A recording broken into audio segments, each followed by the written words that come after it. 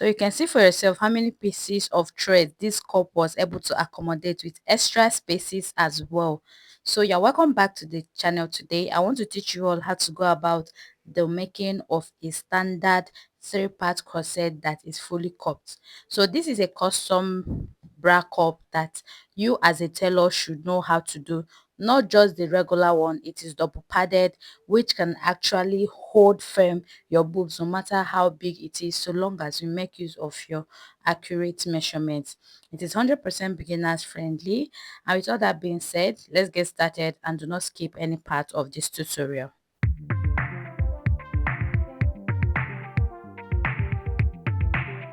I've dropped the drafting part of this cup on the channel for people that are interested in the drafting part alone, and the thumbnail is on the screen. I've gone ahead to also cut out this my patterns on my fabric. This is for my cup 1, and at the base right here you can see the 2 arrows indicating that this is the lower part of my cup. I made 1 notch towards this other side, which is 1 arrow, is the center front. I also notched on my fabric, so this is very important. And all around I also added half of an inch. I cut out 2 pieces of my wadding piece, and don't forget that I also cut out my fabric on fold. So now for the cup 2, I went on ahead to make 2 notches at the top part to indicate that it's the top part because of the 2 arrows.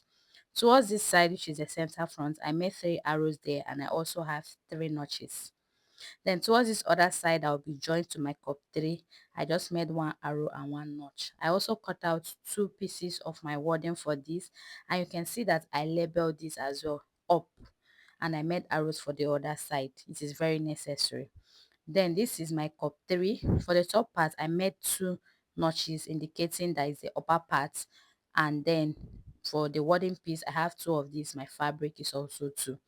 For all of these pieces, you can see for yourself that I added half of an inch all around, which is for my joining allowance. So I'll be removing my wadding piece. I'll just be removing the extra one I have so that I can work with one coupled with my fabric. So for this wadding piece now, you can see that I have this marker at the base to signify that is the bottom part of my cup 1, my cup 2, and my cup 3. So for this wadding piece, ensure that the part that is facing the wrong side of your fabric is the shiny part. The shiny part is actually the part that sticks to your fabric. It's like the gum. So when you place your iron like this, it's definitely going to stick automatically. So this is what I am just doing right here, ironing that shiny part to the wrong side of this my fabric. Remember, I'll be double padding this particular cup, all right? And whichever bust size you may have, it will hold it firm, all right? So when I'm done now with the ironing, everything have come together, I'm now going to get the other wadding piece I have right here. So when you check this now, the shiny part is not going to be aligning with the center front, okay, like the way it's supposed to be. So because of this, I'll be making use of my hemming gum, because when I tried to place this to align with my center front, it wasn't working. So all I'll do is just to get my hemming gum, and I'm going to be placing it like this on the wrong side of my wadding like this. Then I will now get the other one and place it on top. So at this point now, the shiny part of my wadding, instead of facing the other wadding, it is facing the fabric, which is absolutely normal because the first part of the wadding is already facing the fabric and it has stick already. So this is it. Go on ahead and iron this. My iron was so hot that it actually burnt my wadding, but that's totally fine. I'll do this for all of the pieces, and at the end of the day, they are fully double padded. My cup 1, 2, and 3. So this is the wrong side of the wadding. I'll flip it now to the right side. The first I'm going to be joining will be my cup 2 and my cup 3. You see, I've brought back my pattern paper to show you all that everything is still the same way it is. Now I'll be joining them right sides facing each other like this, and then I'll pin. By the time I'm done pinning, I'm going to be using just half of an inch to join them together. I'll show you how from this point here all the way to this end.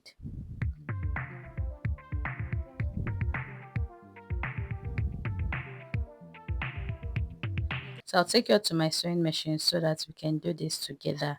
Remember, I'm joining using half of an inch because when I was cutting out on my fabric, I left a sewing allowance of just half of an inch, all right? So now I'm done with that for the cup 2 and cup 3. This is what it looks like. The next I'll be joining will be the cup 1, which is the upper part. So remember that I also have notch at the lower part of my cup 1 and notch for the center front. So now the notches I have at the top part of my cup 2 and cup 3, I will make sure I place it right side facing the bottom part of my cup 1.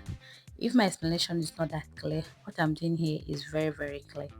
So just like this, I'll face them right side facing each other, then I'll flip them this way and pin. So if you want to pin this, you might encounter a slight difficulty because it is double padded, and it is best done directly on the sewing machine instead of pinning. So because of this, I'm going to be doing this directly on my sewing machine without having to pin, but what I'm joining with right here is half of an inch.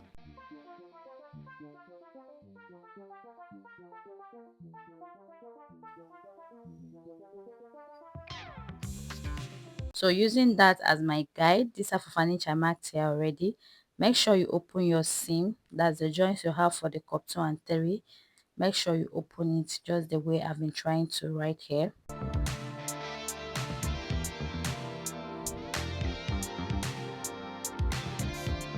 Open up your seam so that after joining, your cup is going to come out better. Okay,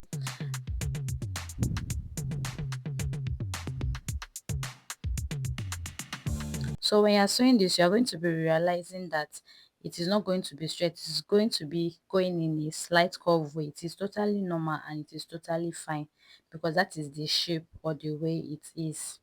So when I was done, this is what I have. You can see how fully cupped this thing is. It's already beautiful despite I'm yet to iron. So all this excess is what I'm going to be trimming out right now. But I will advise that you actually iron your seam open before you go on ahead to cut off the excess. But if you still want to cut the excess before ironing your seam open, it's still totally fine.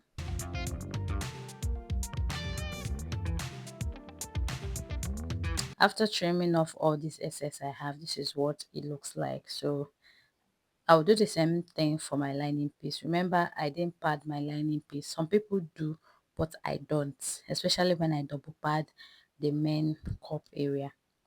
It's time to iron now. I'm going to be flipping this to the wrong side, and this is my tailor's ham, which I'll be placing underneath my cup.